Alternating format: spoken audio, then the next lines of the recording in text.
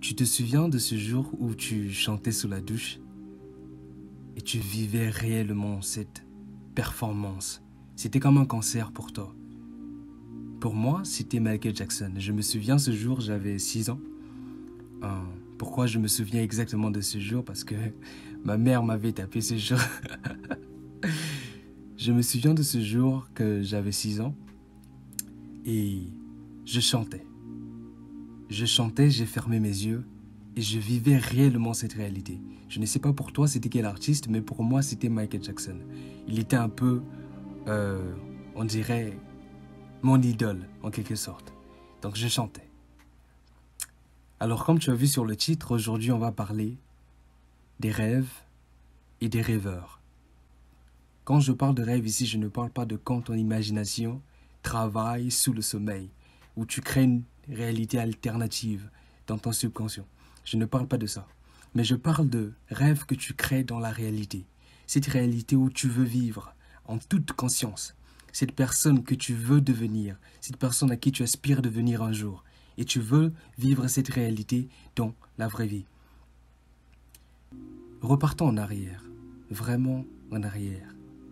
Encore. Tu te souviens de quand tu étais petit? Tu avais probablement une poupée ou une figurine. Pour moi, c'était des nounours. Il y avait un qui s'appelait Sin Cara. Comme j'aimais la WWE, j'aimais vraiment le catch. Et je me souviens quand je touchais, quand je tenais ces nounours, je vivais cette réalité. J'étais vraiment dedans. Et une autre chose, quand je vois ma petite nièce jouer avec ses poupées, je vois qu'elle vit dans ce monde, qu'elle est réellement dans ce monde-là, qu'elle est réellement dans ce rêve. Elle sait créer une réalité où elle se sent, elle peut sentir l'odeur de la réalité, elle peut sentir qu'est-ce qui se passe autour d'elle.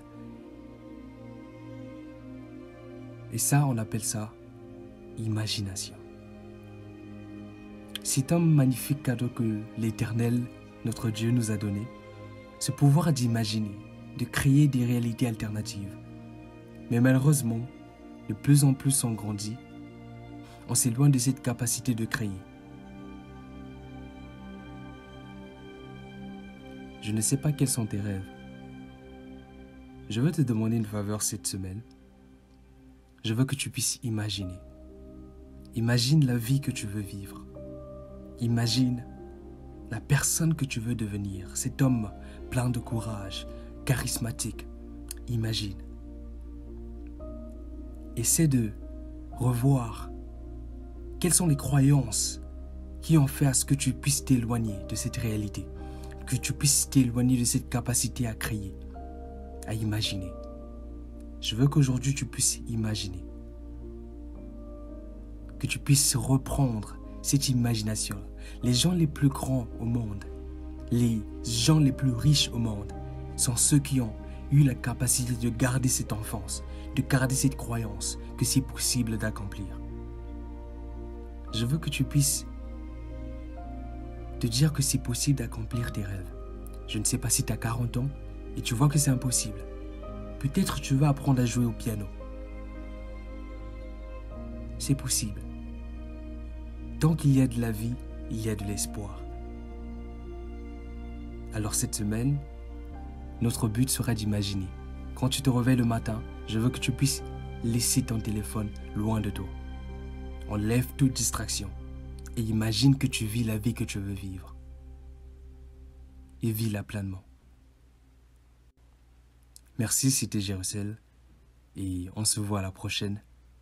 Et n'oublie pas d'imaginer et de rêver.